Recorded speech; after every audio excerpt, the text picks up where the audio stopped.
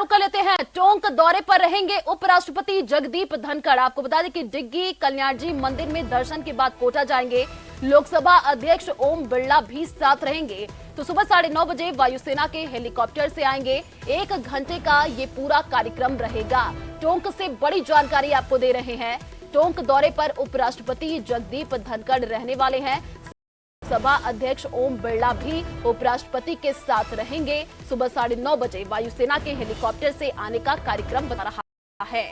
तो डिग्गी कल्याण जी मंदिर में दर्शन के बाद से कोटा जाएंगे।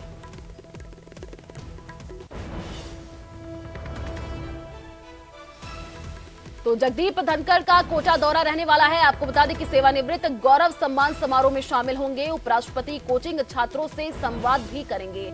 समारोह में प्रहलाद जोशी और ओम बिरला भी शामिल होने वाले हैं।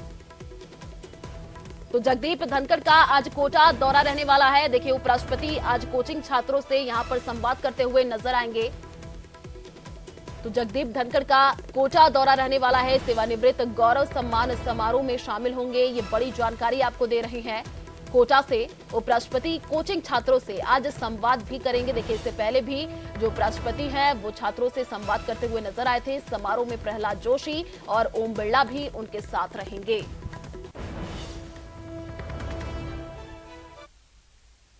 तो जयपुर से बड़ी खबर का रुख कर लेते हैं। कांग्रेस राष्ट्रीय अध्यक्ष कल राजस्थान आएंगे। भीलवाड़ा के गुलाबपुरा में किसान सम्मेलन को संबोधित करने वाले हैं। सुखजिंदर रंधावा, गोविंद सिंह डोटासरा भी भीलवाड़ा जाएंगे।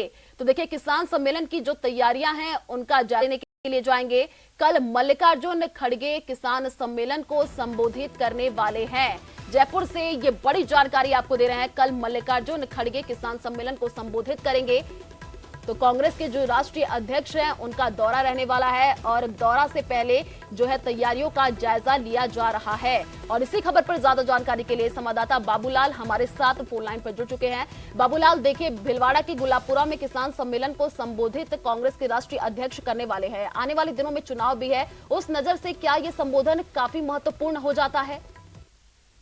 बहुत ही महत्वपूर्ण है, क्योंकि बीजेपी की राजस्थान के चारों कोनों में परिवर्तन यात्राएं चल रही हैं और ऐसी सूरत में कांग्रेस पार्टी जो है सत्ता में वापसी के लिए जद्दोजहद कर रही है।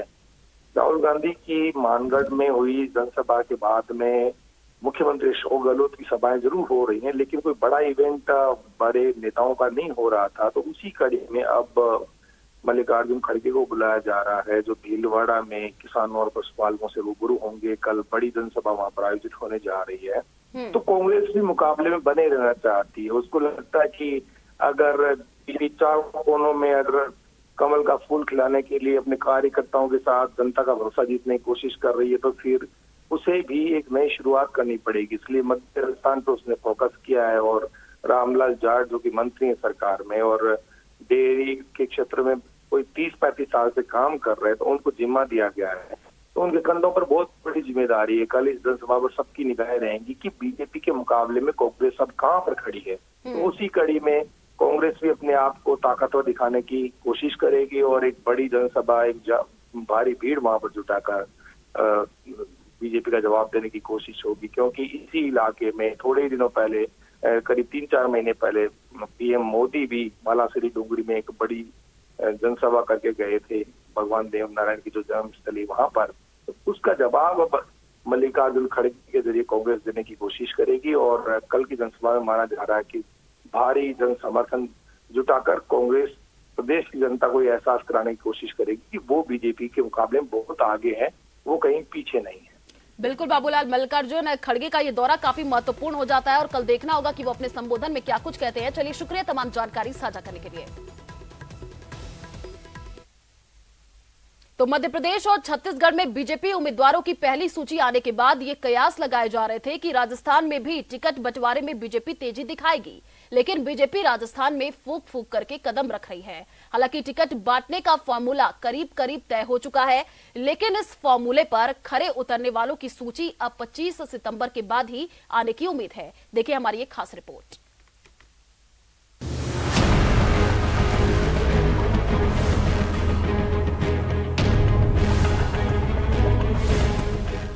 कई सीटों से युवाओं को मौका देने पर विचार। उम्र सियासी पकड़ के साथ सर्वे बनेगा आधार। 25 सितंबर के बाद ही घोषित होंगे उम्मीदवार। टिकट बंटवारे का फॉर्मूला तैयार। राजस्थान विधानसभा चुनाव का घमासान पूरी तरह परवान पर आ चुका है, लेकिन इस घमासान में कांग्रेस और बीजेपी के कौन कौन पहलवान अपना दम दिखाएंगे, अभी यह तय नहीं हो पाया है। कांग्रेस जहां फीडबैक के जरिए जिताऊ उम्मीदवारों की तलाश में जुटी है, तो बीजेपी फिलहाल परिवर्तन यात्रा के जरिए सत्ता वापसी की राह बनाने में जुटी है।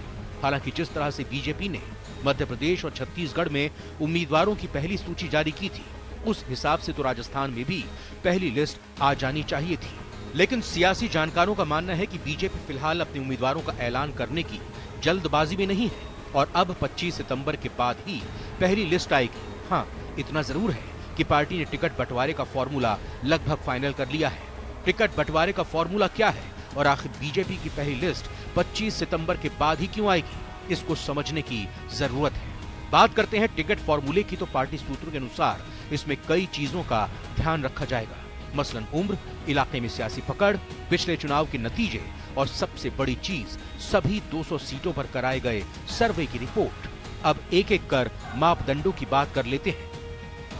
जानकारी के मुताबिक बीजेपी ऐसे 86 उम्मीदवारों को रिपीट करने के मूड में नहीं है जिन्हें पिछले विधानसभा चुनाव में 10,000 ज्यादा से हार मिली थी। इसके अलावा पार्टी इस बार युवा चेहरों पर दांव खेलेगी और 45 से कम नए और टिकट बंटवारे में तरजीह दी जाएगी। इसके साथ ही 4 से 5 बार विधायक रहने वालों के टिकट। प्रदेश की 28 सीटों पर बीजेपी पिछले 3 चुनावों से लगातार जीत रही है।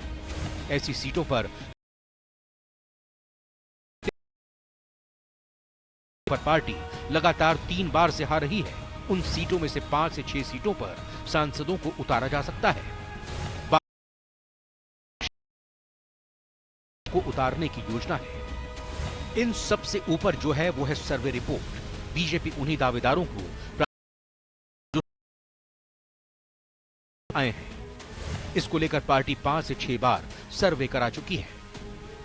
बात टिकट बंटवारे में हो रही देरी की करें तो इसके कई बड़े कारण सामने आ रहे हैं। फिलहाल प्रदेश में बीजेपी की परिवर्तन यात्राएं चल रही हैं, जिसमें पार्टी के कई बड़े नेता पूरी तरह से व्यस्त हैं। इन यात्राओं को लेकर बीजेपी में उत्साह है। ऐसे में टिकटों का ऐलान होने से यात्रा के उत्साह पर पानी फिर सकता है।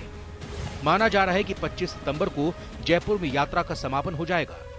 दूसरा सबसे बड़ा कारण यह है कि पार्टी की चुनाव समिति में शामिल पीएम नरेंद्र मोदी, रक्षा मंत्री राजनाथ सिंह और गृह मंत्री अमित शाह 10 सितंबर तक G20 शिखर सम्मेलन में व्यस्त रहेंगे। इसके अलावा 18 से 22 सितंबर तक संसद का विशेष सत्र चलने वाला है। जाहिर है पार्टी के सभी सांसद विशेष सत्र में मौजूद रहेंगे। साथ ही अलग अलग राज्यों के 200 विधायकों की वो रिपोर्ट आनी भी बाकी है, जिसमें उन्होंने राजस्थान की सियासी नब्ज टटोली है। हालांकि इलेक्शन कमेटी की बैठक 25 सितंबर से पहले भी हो सकती है, जिसमें उम्मीदवारों के नाम फाइनल किए जा सकते हैं। भले ही तय उम्मीदवारों को चुनावी तैयारी शुरू करने को कह दिया जाए, बीजेपी की केंद्रीय चुनाव समिति के जिन पर बीजेपी अपने उम्मीदवारों का ऐलान कर सकती है, जहां वो या तो काफी कमजोर है या फिर काफी मजबूत। कौन कौन लोग खरे उतरेंगे, इसके लिए आपको 25 सितंबर तक इंतजार करना होगा।